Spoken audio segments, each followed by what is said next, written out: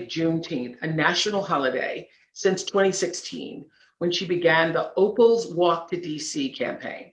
She walked for 2.5 miles in different areas of the country to symbolize the 2.5 years it took for the Emancipation Proclamation to be enforced in Texas. But 2021 proved to be the year Juneteenth finally became a federal holiday when President Biden put pen to paper to declare Juneteenth a federal holiday. Last week, you all remember Ms. Lee was right next to him.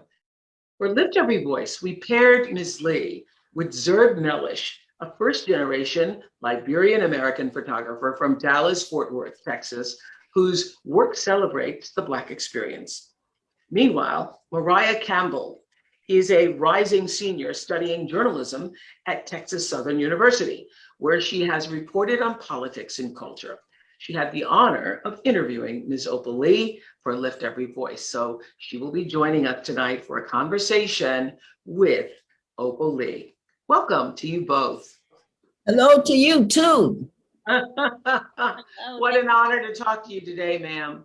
You know, when we began this project months ago, you were still fighting for Juneteenth to be recognized actually as a holiday. Now, fast forward to today, and it's finally a federal holiday. We all want to know what was going through your mind when you were standing there watching President Biden sign this into law. What was actually in your spirit in that moment? I was humbled. I was joyous. I had so many mixed feelings. And all along the way, I'd said when the bill was passed, I was going to do a holy dance. I don't know how to express what this meant to have the president signing that bill, and I'm there to see it. You see, Dr. Ronald Myers started this. He was a Baptist minister. He was a medical doctor and a jazz musician, all rolled into one. And he worked untiringly to get Juneteenth accepted. Some 47 out of the 50 states he worked in was responsible for them having Juneteenth memorials, Juneteenth festivals. And so I wished it was Doc. I had hoped I just thought Doc should have been there. But you were there, and that was a victory for all of us, that you were steadfast, literally marching your way to getting people to understand how valid, how important, how instrumental this day was in all of our lives.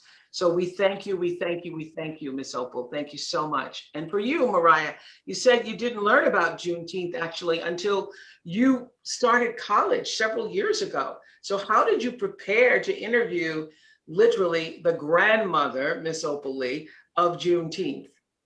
Well, I basically took the resources that I already had gotten from my freshman year of college, because we celebrated Juneteenth in Longview, but nobody ever told us the true history behind what it meant. So the things that I learned in college, I used those things, as well as I did more research on Miss Lee and saw all of the work that she's done, the march that she did all the way from Fort Worth, Texas to Washington. And it was amazing at the work that she had done. So that's what I did to prepare to speak with her, and then just talking about life in general. So it was an amazing conversation, and I'm so grateful to have spoken with her. Yeah, to be able to sit at the feet of your elders is a powerful thing. So, Miss Opal, when you were 12, I read that your home was vandalized, set on fire by a mob of white supremacists on June 19th, 1939. So not only does Juneteenth signify the end of slavery in the United States, but it also has a personal meaning for you. How did you celebrate Juneteenth this year? Oh, I was doing my 2.5 miles as usual. And there were so many people, because before we did that, I thought it would be 5 or 10 cars, and we had 300 cars to follow us. And so this year, the people walked with me, hundreds of them, from the plaza at Evans Avenue all the way to the county courthouse in downtown Fort Worth. And I made it. And just as I almost got to the finish line, there was this young man with this beautiful voice. And Lord, the music he was doing, well, that's when I did my holy dance. You did it. You did it. Yes, I did it. Wow. So, Mariah, what for you was the biggest aha moment you took from your interview with Miss Opal? The biggest aha moment I had with Miss Opal was simply hearing about her heart for people. She's more than a Juneteenth advocate. She's used her life to help others, those that are incarcerated, to help feed those without food. It was honoring to be before her and to hear all of these things. And she gave me information of things that I aspire to be. So it was a very inspiring moment. It was I guess you could say an aha moment, but I treasure that interview as well as the other interviews I've done with so much passion and love. Well, Ms. Opal, even though Juneteenth is now a federal holiday, you have said you're not slowing down. You remind me of that spiritual, I don't feel no ways tired, because there's so much work to be done. What are you lacing up your shoes to do next? Well, I really think we want to start with education. We want to be sure that the teachers and the books represent what actually happened. We need people to know, and then we could heal from it and get on with the business of getting rid of homelessness and joblessness and healthcare that everybody can't get, and housing that folk need, and climate change. There's so much that needs to be done. And so I wrote a little book. It's called Juneteenth for Children. It's for the younger children, you know? Oh, that's wonderful. That's wonderful to break it down for young people to understand.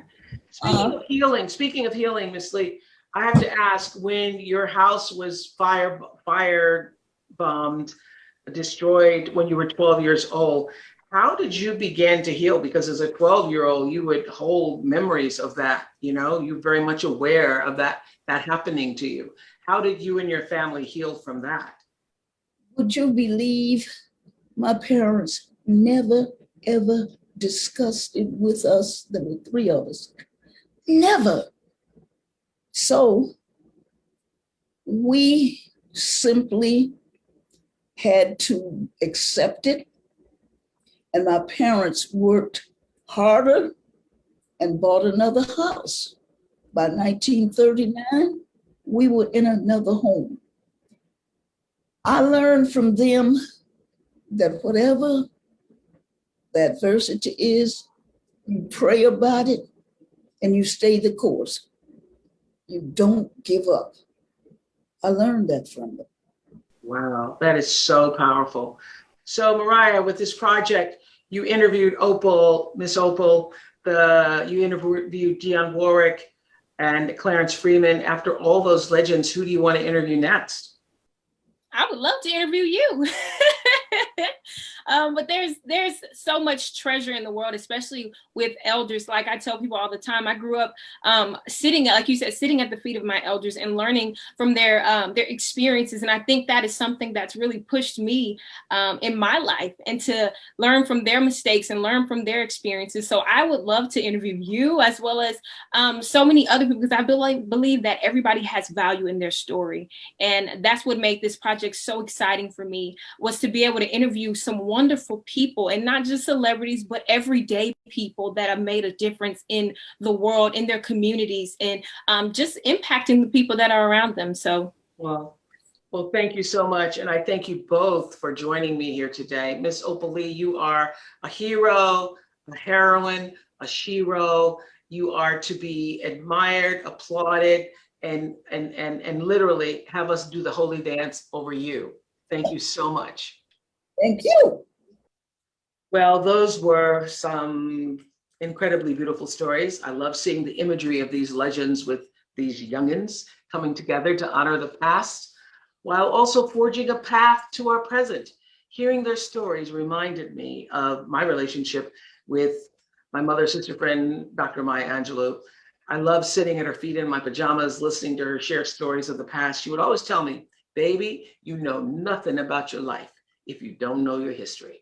So I hold that in my heart, all of those conversations, all of those stories and lessons, and often turn to them because they abide with me. So for everyone who tuned in with us tonight, I hope that if you're at a point in your life where you can turn back and share your wisdom, your experiences, your stories to a younger generation, do that.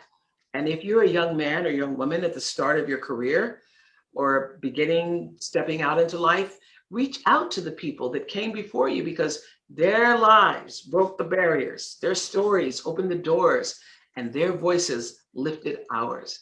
Together, we should lift every voice in order to forge a deep and enduring bridge to our past so we can carve a tunnel to the future. Thank you again to Hearst Magazines and Lexus for making this all happen. Remember, you all can read all these stories and more at OprahDaily.com. Bye, everybody. Thank you for joining us.